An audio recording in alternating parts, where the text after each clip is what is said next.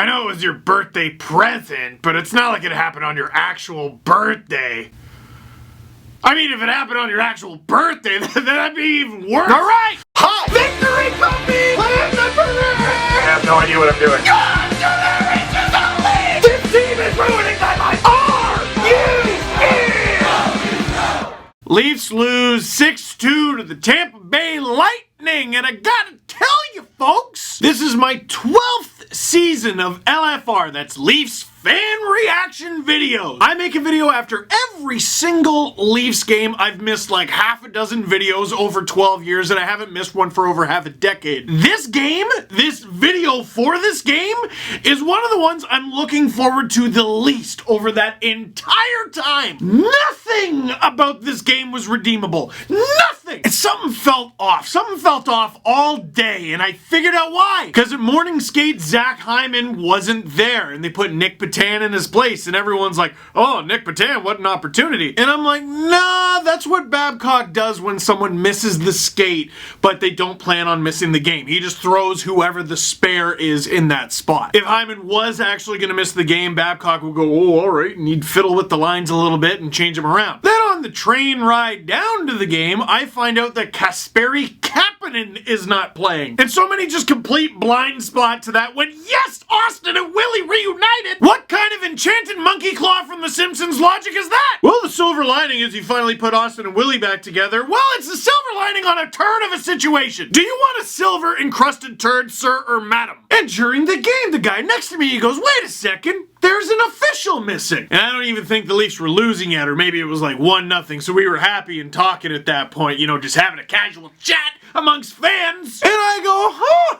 You're right, I can count. After the game, we find out, like, the whole Leafs team is sick, like, all of them. The flu bug has been decimating everyone to the point where even the linesmen left the game because they were sick. So the Leafs, without Jake Gardiner, one of their best defensemen, I think you're all learning that, without Travis Dermott, arguably their fastest defenseman, and without Kasperi Kapanen, arguably their fastest player, they have to take on, riddled with the flu, the Tampa Bay Lightning. And folks, I gotta tell you, it went about as badly as you'd think. There is no point, none, going through each individual goal of the game. Austin Matthews scored a pretty goal that took it from 4-0 to 4-1, and Connor Brown scored a goal that took it from 6-1 to 6-2 with literally less than 5 seconds left in regulation, not the game, you never know. Like, okay, I'm not smart enough to do all of the crazy in-depth analytics that I'm sure teams do behind the scenes, but one thing I believe wholeheartedly is that goal should not count. Connor Brown's locked up for a while, but can you imagine if this was a contract year and he had to go to like arbitration or something? Your Honor, I don't know if they have to say Your Honor in arbitration. Your Honor,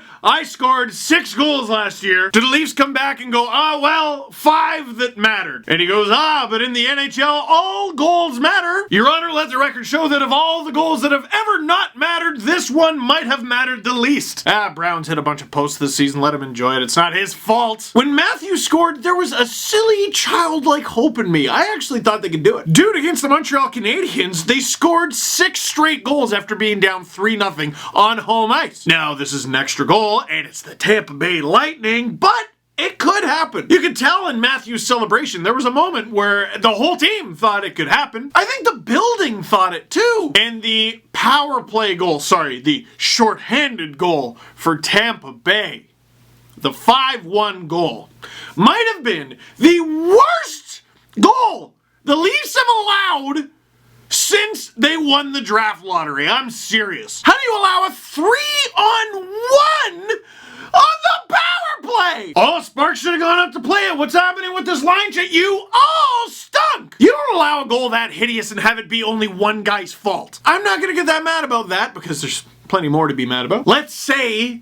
it is a one-off. Let's say the whole team was riddled with the flu and they were playing against the Tampa Bay Lightning and had injuries. Please tell me Marincin and Ozhiganov had the flu in this game, because otherwise I don't know what to tell you. You got 2 more home games coming up. You got Chicago on Wednesday.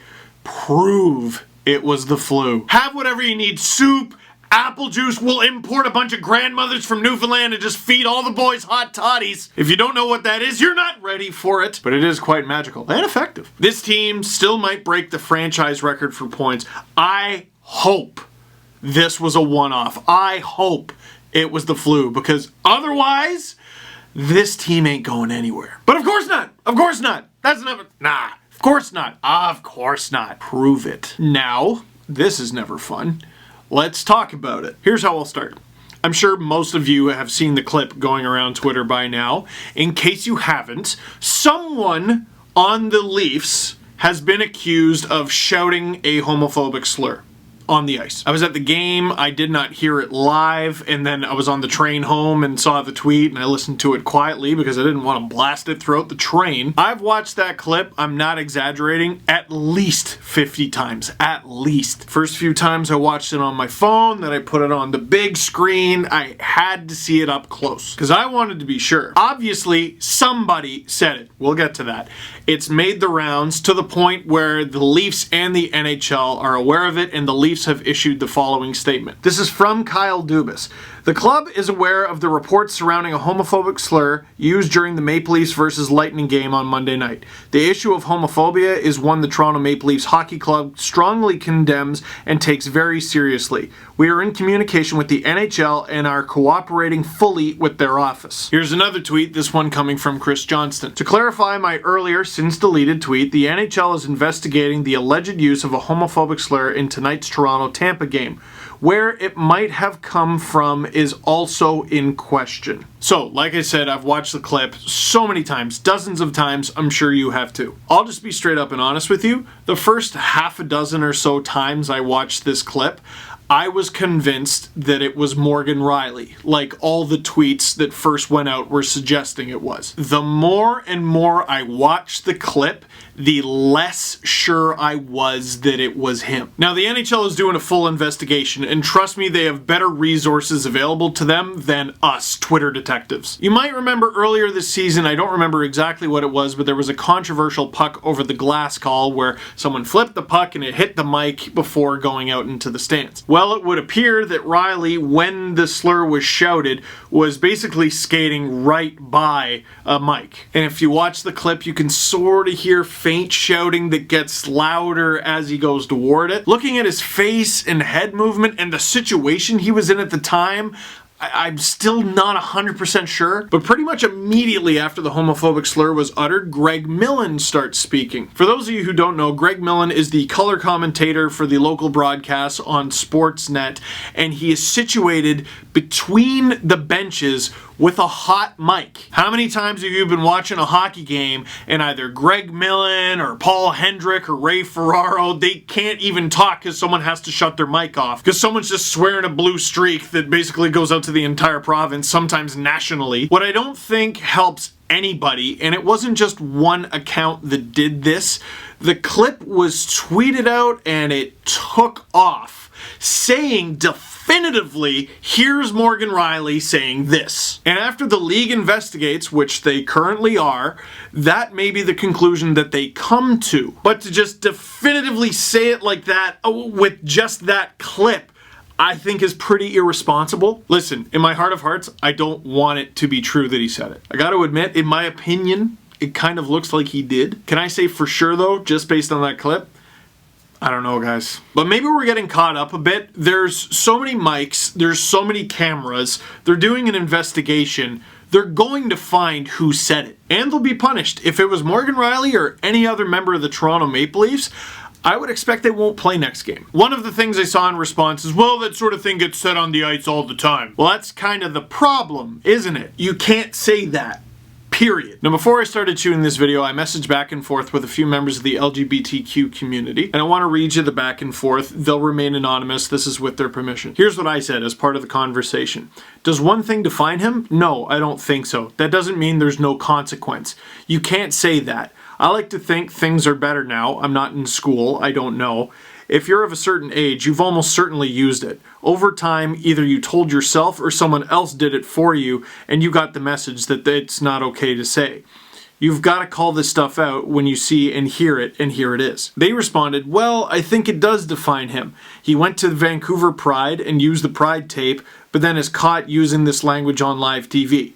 It'll affect him, the team, and the league. For many LGBT fans, this might have been the last straw. And before you ask, no, they're not 100% sure it's Riley either. And they make an excellent point and a heartbreaking one. Here's another one. That's the game, and as a gay fan, I knew what I was getting myself into. Like, that's heartbreaking. Seeing non-LGBT fans call him out on it is what makes me have hope for the game and for the future. I gotta say, as an LGBT Leafs fan, I'm not so much offended that Morgan said it as I am disappointed, because I thought a guy like him was better than doing something like that. What I actually do find offensive is the dismissive attitude so many people have, where it's like, it's just part of the game, and they say it all the time, it's no big deal. While it doesn't excuse what Morgan said, it can be said people do make mistakes. The problem is people not willing to acknowledge that it was a mistake. Hockey is better than that, they said. And if you're sad that your favorite player might miss the next game, imagine how a member of the LGBT community feels. And guys, like, the change, that's on us. And when it happens, it's got to be called out for what it is. Adam Lascaris, I think, had an excellent idea. Donated $44.44 to Rainbow Railroad tonight. I'll post a receipt when it comes in. If you're able, I'd encourage you to do something similar. For more info about their work helping LGBTQI people escape persecution and violence around the world, check it out. And that's rainbowroad.com/whatwedo. Another charity that was recommended to me is the Trevor Project. You can find them at thetrevorproject.org. And another I was recommended is transequality.org. I'm putting a link to all three down below. So if you donate, that's great and wonderful and helpful, but this isn't an issue you can just throw money at. It takes your thoughts and your words. Listen, I met a bunch of people at tonight's game, and a lot of you were like, oh, you know, the videos are so fun or whatever. I gotta imagine this was a tremendously unfun video. I'm sorry if you weren't entertained. I don't know how to make a video like this entertaining, but I'm not sorry for saying what I had to say. So there. That's it for this one. Thank you very much for watching. Click like if you like this video. Click subscribe if you really liked it. Tell all your friends. A link to those three charities down below, as well as the Marner Jar if you want to donate to that as well.